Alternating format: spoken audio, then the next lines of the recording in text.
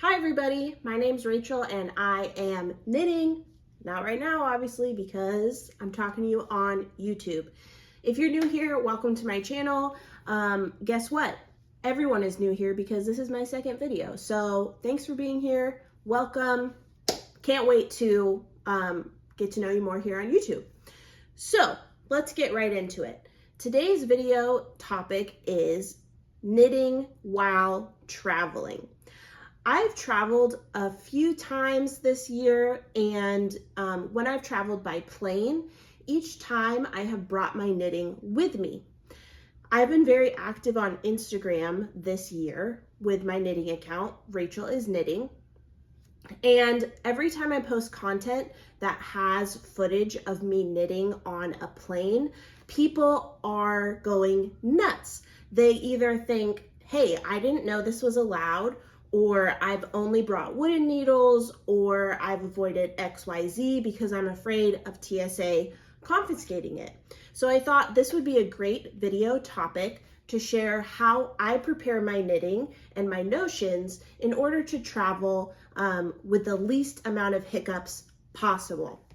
Before I get into it, I want to make it clear that it's our own personal responsibility to do our research and be as informed as possible. So what that looks like for this situation is I recommend you just do a quick search, make sure that this is still allowed on the TSA website. Check with your particular airline that you'll be traveling with. In my situation, this was travel in the continental United States with American Airlines, Delta Airlines, and Alaska Airlines. So, like I said, this is my experience. If it translates for you and it works out for you, awesome. I hope that it's helpful, but please don't view me as the be-all, end-all resource. Make sure that you do your own research as well. All right, okay, so something I also want to acknowledge before we get started is I am a white woman. So I travel through the world and through life in a way that is not afforded to everyone. So I want to acknowledge that, and that can definitely be a factor in me not being stopped or me not getting a second glance when I go through airport security. All of the items that I travel with are TSA approved, so I'm not saying that I'm tricking anyone by not being given a second glance or that I am sneaking anything that I shouldn't be. Not saying that at all. Everything is approved, but I do want to acknowledge that my whiteness does allocate me some privilege when I am traveling in having these items. Okay, so here's my strategy. The first tip I have for you is TSA pre-check.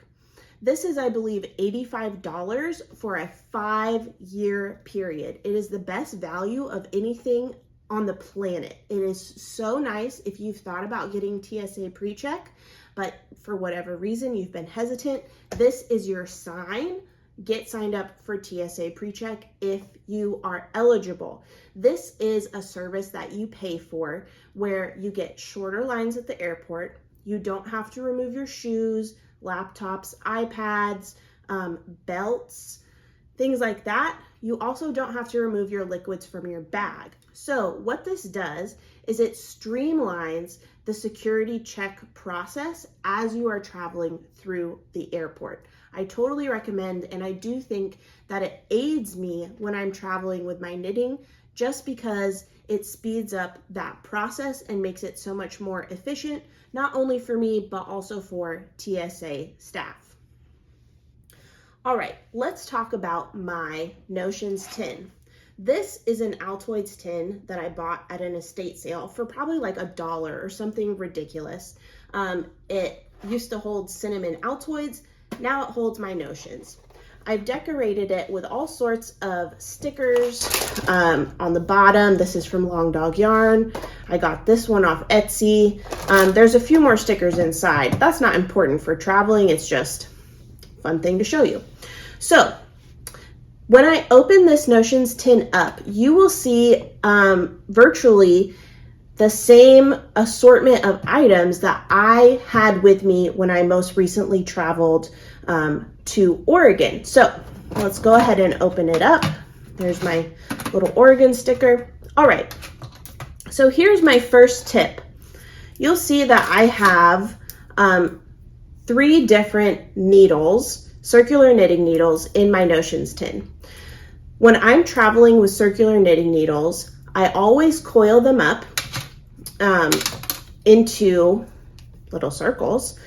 And I don't really know if this does anything or helps anything, but I think that when it's going through the X-ray machine, it looks a lot less threatening than, I don't know, a long cord with 2 pointy ends. So I always coil them up. This also saves me space. So again, I don't know if this actually makes a difference, but I like to do it for my own peace of mind. I've traveled with these in my notions tin and have not had any issues to date with being stopped or double checked when I go through security. The next thing that I have in my notions tin is a bottle of FRAY check. Now, this is a liquid, so you could put it in your liquids bag. In fact, you should. I just didn't because guess what? I forget things all the time. So this was in my notions tin, unbeknownst to me, and it made it through security just fine. I don't know if that is thanks to TSA pre-check because I didn't have to take my liquids out in the first place. Either way, it went through in my notions tin just fine, no problems. I also have 2 Norwegian knitting thimbles. I have 2 because, like I said, I forget things. So I lose these. I have tons of these on hand all around my house because I want to make sure I'm never without them. This is my absolute favorite kind. I'm very particular about the Norwegian knitting thimbles I use. So I will link my favorite ones in the description box. The next thing I have is a tape measure. This is just your standard retractable tape measure that I keep in my notions tin. No issue there with traveling. I have stitch markers. These are my favorite kind. I have some tapestry needles. Again, none of these things are prohibited on the TSA approved list. All of these things pass TSA checks. Nothing is being snuck on the plane against any rules. These are all approved. I keep a cable needle. I often put stitch markers on the ends of cable needles just because I think that's easier to keep track of them. But you might also do that just so it looks less threatening when it goes through the security machine. Again, you're not sneaking, you're not tricking anyone, but you don't want to sound any alarm bells where there don't need to be alarm bells sounded. I have a row counter in my notions tin. These 3 items I have in each of my notions tin, and they're not knitting related, but I found that I always need to have tweezers, I always need to have nail clippers, and I always need to have chapstick on hand because you never know when you're going to need them. So I keep these in my notions tin because my notions tin has kind of turned into a survival guide, a survival kit almost. All right. I have finger protectors because sometimes I just go too hard in the knitting and I poke through the skin on my finger. So those are great to have. All right. The next thing I'm going to point out to you, look, I just have a random needle tip. And this made it through TSA just fine. I don't know why I have this. It's pretty useless to me, just on its own. All right, so the next travel tip I have is traveling with scissors. According to the TSA website, small scissors are allowed, but I don't want to raise any concern, so I prefer to use these scissors, and I'll link them in the description box. I got them off Amazon in a multi-pack, and they work great. They did take some getting used to for me. At first, I did not like them. just because I thought it was kind of awkward to try and figure out how to fold them up, and I still am not very good at it, to be honest with you. But I find that when traveling, it is so much better for my own peace of mind to have my scissors folded up like this, because when they're going through the x-ray machine, I feel like they don't sound any alarms. They don't make anyone question if I'm dangerous. Again, TSA does allow scissors up to a certain length, but having them folded up is just better for my peace of mind, because I don't want to have my nice scissors that I'm attached to. We all have them, or at least I do. I don't want to have those in my notions tin and then have them be confiscated. So I have these scissors. At first I put them in because I wasn't as attached to them. Now I actually would be sad if they got confiscated, but these are a great option. Fold up scissors. They're also space savers. Now, if you look at these scissors, I got these with my Deans and Beans sock machine. These were not supposed to be in my notions tin because I love them and I didn't want them to be confiscated, because, you know, even if something is listed as being allowed on the TSA website, you never know if you're going to catch someone on the wrong day and they're just going to say, nope, that's not going to go, and we're going to throw it away. So you just want to be careful. So if I did not forget that these were in my notions tin, I would have removed them. But they did get through security and they posed no issue. They were not confiscated and it was totally fine. These also are allowed. So again, I wasn't sneaking it on. But if I had the presence of mind, I would not have chosen to have these on the plane with me.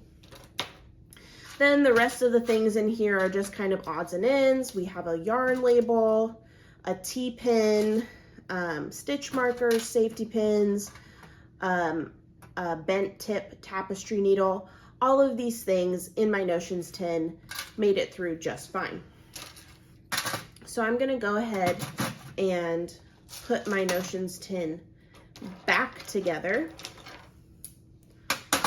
Other things that I've flown with in my notions tin might be like a needle gauge, but the longer I knit, the more I just don't care about that. So I don't really have it in my notions tin anymore. I just think that they're so big and bulky and they take up so much space and they're just not worth it to me. So all of that closes nicely and this fits great in my project bag. Oh, I forgot my tapestry needle. Hopefully that's not the worst ASMR you've ever heard. Okay.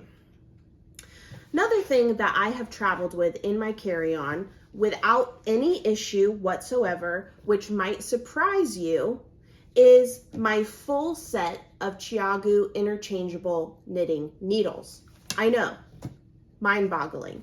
So if you look at this set of knitting needles, there are a ton of needles in here. I also have a T-pin. These are, I mean, they're pretty hefty. They are metal needles and they are lace tip, which means they are not exactly blunt. But these are allowed according to the TSA website, and I have flown with them in my carry-on without having any second checks, any questions, anything like that. So this, as you know, if you are anyone who's been interested in buying or who has bought the Chiagu set, this is a hefty investment. The Chiagu interchangeable needle set is not cheap. So for me to fly with this in my carry-on was a risk. And I will say that when I fly with my Chiagu set in my carry-on, I do have a backup plan. So oftentimes I like to get to the airport early anyway, and my plan has always been, if my carry-on gets flagged during the security screening process and I am told, for instance, if I was told this cannot fly, we are going to have to dispose of it, I would then say, okay, I will check that bag then, because it is cheaper to check a bag than it is to replace the Chiagu needle set. So that's been my backup plan. I have not ever had to use that backup plan to date. So fingers crossed we keep going that direction. Again, these are permitted according to TSA guidelines, but like I said, you never know when you'll find someone on the wrong day. We all have bad days, we all get cranky, and if I were to meet someone in the security line who was not having a great day, I would not want them to take it out on my needles. So that's the backup plan I travel with, but thankfully I have not yet had to use it. So those can fly in your carry-on just fine. My sister Ellie also reminded me of a few years ago, I did fly with my Chiagu set in my checked bag. And guess what? My bag got lost on that trip. Thankfully, it was recovered and delivered to my parents' house when I was staying with them on that trip. But if that bag had been lost forever, I'm sure the airlines would have reimbursed me for the cost of the needle set, but this is my bread and butter. So I don't want to risk it being lost. I don't want to risk it being confiscated. My first line of defense is to have it in my carry-on. My plan B, my second line of defense, is to check it in my bag. I will say also, if you don't want to risk your whole set, you can look at the projects that you're going to be knitting on your trip and plan ahead the needle sizes and the cord lengths that you will need on your trip for your projects. Make sure you pack those in your notions tin or your project bag or what have you. That way you have less needles on hand, but if you've planned accordingly, you have the needles that you need without risking the rest of your set. All right. Here are my next few tips that I'll end on for traveling with your knitting, and that is making sure you have the right project bag. Here are 3 different options that I have with my own project bag. The first is super affordable. I just dropped some yarn. Oops. The first is super affordable. This is a linen bread bag from Amazon. You can get them in a multi-pack in multiple different sizes. This one is huge. So you could search like linen bread bag, linen produce bag, linen bag.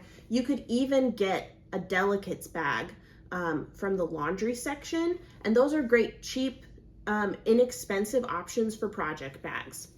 This is just one example that you can do.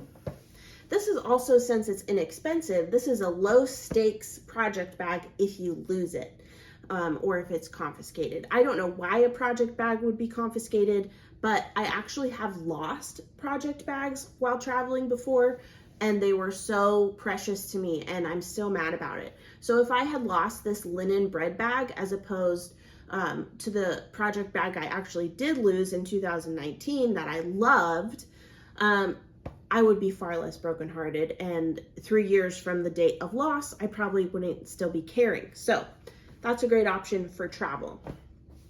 Another great option for a travel project bag is one you make yourself. This is one that I knit. It's called the Whidbey bag by Wool and Pine Designs, and I'll link that pattern in the description box. This is a great knit for a beginner, by the way. It's stockinette in the round, except for 16 rows at the top. Super easy, and it fits a lot of stuff. So in fact, I'm just gonna clean up this table right now and put the stuff that I don't need anymore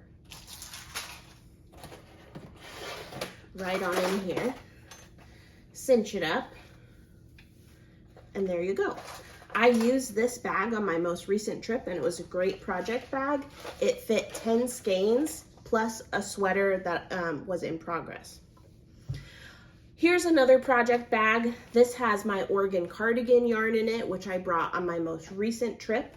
This was in my carry-on bag, except for on my return journey, I did check it, and I was stressed out the whole time, worrying about this yarn and this work in progress being lost by the airline. So I do not recommend checking your WIP, your work in progress. Don't do it. It's not worth it. It's stressful. It's upsetting. Just keep it with you in your carry-on, okay? You want to keep it safe. And the best way to do that is to keep it with you at all times. All right.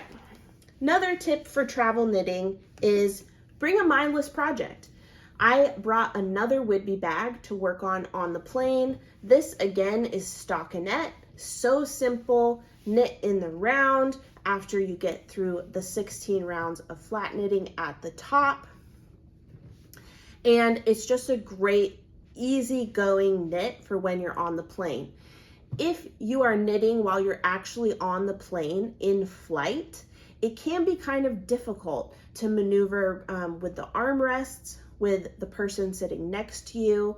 If you're a knitter who uses your elbows a lot, it's difficult. You kind of have to stay close into the center of your body. So I find stockinette is the best option for actual in-flight knitting, but you can use your own discretion. You know yourself best and your knitting style best, so that's just something I recommend, is to have an easy, low-stakes project. So if you get distracted or your tension changes or you drop a stitch, it is not a nightmare scenario, and it's just a travel knitting hiccup. All right. I think that those are all the tips I have for travel knitting. Let me know in the comments if you have any questions or other topics you'd love me to cover. I hope that this is helpful, and happy knitting. Bye. Oh, one last thing. Don't forget to like this video, and don't forget to subscribe to my channel. I have so many fun videos planned. I can't wait to share them with you. Feel free also to let me know in the comments what you'd love to see me cover, what questions you have. Let me know your own experiences with travel knitting also. What airlines have been great, maybe what airlines have given you hiccups. Whatever you want to share, I can't wait to hear. So thanks for being here, my friends, and I will see you next time. Bye.